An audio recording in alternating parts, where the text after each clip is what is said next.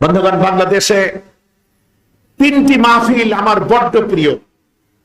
একটি হচ্ছে চট্টগ্রাম প্যারেড ময়দানে 5 দিন ব্যাপী যে তাফসিরুল কোরআন মাহফিল হতো, আর একটা হলো সিলেটে আঞ্জুমানে খেদমতে কোরআন কর্তৃক আয়োজিত আলিয়া মাদ্রাসা ময়দানে 3 দিন ব্যাপী যে তাফসিরুল কোরআন মাহফিল হতো।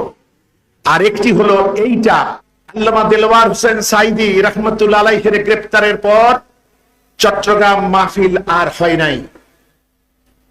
সিলেটের মাহফিল পরবর্তীতে আমার মাধ্যমেই আল্লাহর এই নগণ্য গোলাম দিয়ে এই যাত্রা শুরু হয় এবং 3 বার মাহফিল করার পর চতুর্থবার 144 ধারা জারি করার পর আর আলিয়া মাদ্রাসার মাঠে তারা মাহফিল করতে পারে না। কিন্তু আল্লাহ পাক রহমতের একটা ধারা রেখেছিলেন এই ময়দানে। কিসের? করোনা।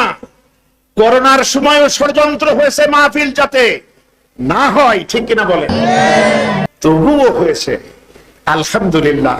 বন্ধুগণ, সুতরাং মাহফিলের কথা যে তুললাম এই কারণে কোরআনে কারীমে সূরা আলে ইমরান এর 144 নম্বর আয়াত, ওয়ামা মুহাম্মাদুন ইল্লা রাসূল কদ খালাত মিন ক্বাবলিহির রাসূল, মুহাম্মদ সাল্লাল্লাহু আলাইহি ওয়াসাল্লাম আল্লাহর রাসূল ছাড়া আর কিছু নন।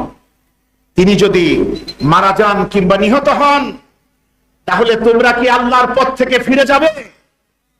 সুতরাং আমাদের সকলের প্রাণের স্পন্দন, তাফসীর জগতের মহান সম্রাট, গোটা বিশ্বের নন্দিত মুফাসসির আজ আর পৃথিবীতে নাই।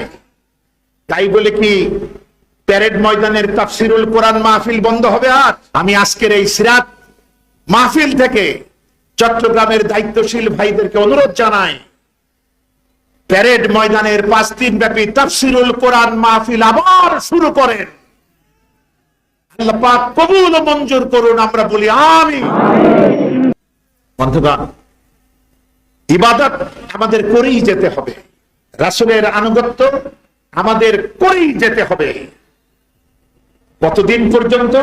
কোরআনে কারীমে সূরাতুল হিজর এর 99 নম্বর আয়াত, ওয়া'বুদ রাব্বাকা হাত্তা ইয়াতিয়াকাল ইয়াকিন, তোর মরণ পর্যন্ত আমার দাসত্ব কর। বলেন সুবহানাল্লাহ।